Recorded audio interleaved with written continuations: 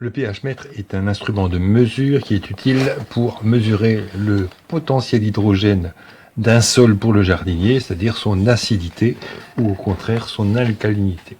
Alors voilà ce qu'on a dans la boîte. Le pH-mètre, c'est cet outil-là. Un mode d'emploi relativement clair en français. Des produits test pour calibrer l'appareil. Nécessaire de nettoyage avec une brosse. Alors ici une petite pipette, j'avoue que j'ai pas très bien compris à quoi elle sert. Alors on revient sur le pH mètre lui-même. On voit que ces deux embouts sont dévissables.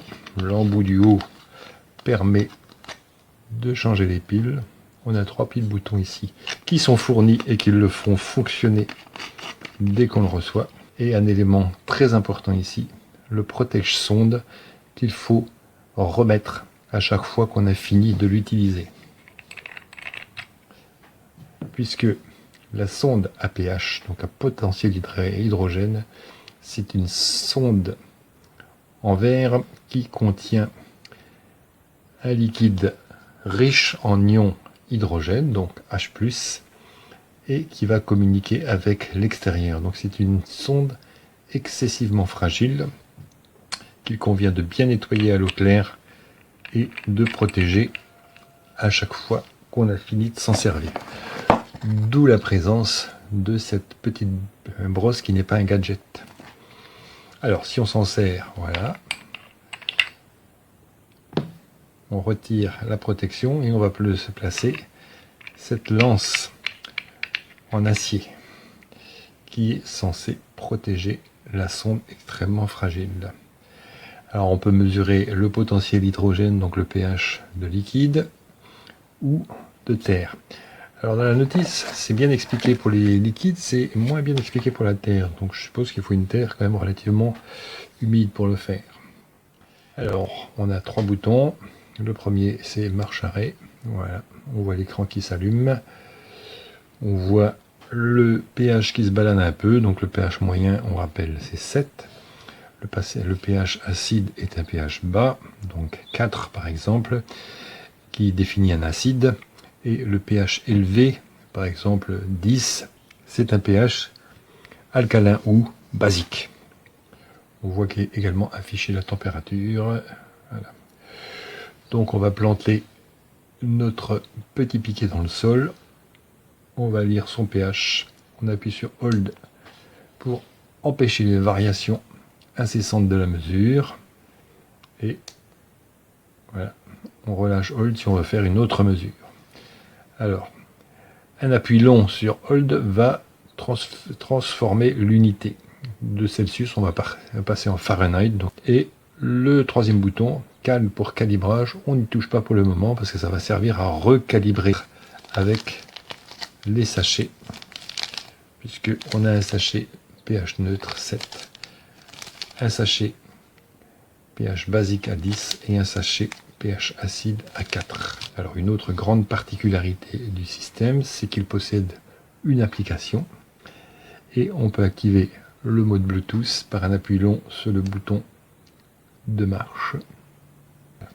C'est quand on relâche que le logo Bluetooth va apparaître et là on peut se connecter sur son smartphone pour suivre les variations du pH.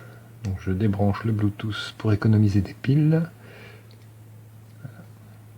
et j'éteins l'appareil.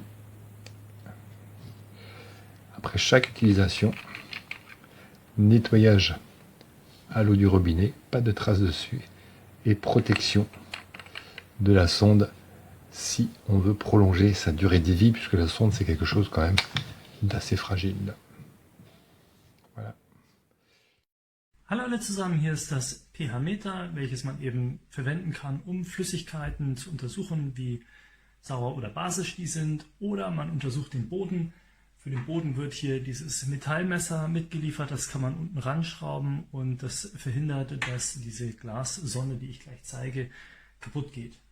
Mitgeliefert wird auch noch zweimal eins von jedem dieser Kalibrierungslösungen. Wir haben hier pH 4, 7 und 10. Wichtig ist, dass man mit der grünen, der neutralen Lösung anfängt, wenn man kalibriert. Und man kann die Kalibrierungslösung auch aufheben eine Zeit lang. Man muss eben nur gucken, dass sie klar bleibt, dass sie also nicht vergammelt, sage ich mal. Gut, wie funktioniert das pH-Meter? Erstens sind hier Batterien drin. Hier hätte ich mir gewünscht, dass ein Akku drin ist oder zumindest normale Batterien, aber wenn man hier reinguckt, sieht man, dass Knopfzellbatterien vorhanden sind. Nichtsdestotrotz versorgen die das Teil hier recht gut mit Strom, Energie. Dazu muss man das Ganze hier einmal anschalten und schon zeigt es einen pH-Wert an. Die Sonde muss hier unten, ich sag mal, der Schutz muss abgeschraubt werden. Und wir haben jetzt hier erstmal normales Wasser. Müsste ja so einen relativ neutralen pH-Wert haben, so gegen 7, sage ich mal. Wir haben ja auch ziemlich genau diese 7,1, 7,3, das ist normal für Leitungswasser. Und wenn ich jetzt hier einen Schuss Essig reingebe, dann müsste das ja saurer werden, sprich das müsste so pH vielleicht 4 oder 5, je nachdem wie viel Essig reingebe. Ja, sogar unter 4, also pH von 3,7 haben wir jetzt dieses Wasser mit Essig, also es reagiert sehr schnell und anscheinend auch ziemlich genau. Ja. Was ich hier noch habe, ich kann eben hier kalibrieren, wenn ich das möchte, und ich kann das Ganze mit Bluetooth mit meinem Handy verbinden, um eben Echtzeitmessungen zu machen, um Werte zu speichern oder auch einen längeren Zeitraum zu beobachten. So, ich werde das jetzt in den Boden reinstecken bei meinen Heidelbeeren, um den pH-Wert zu messen, und da mache ich noch ein Foto von.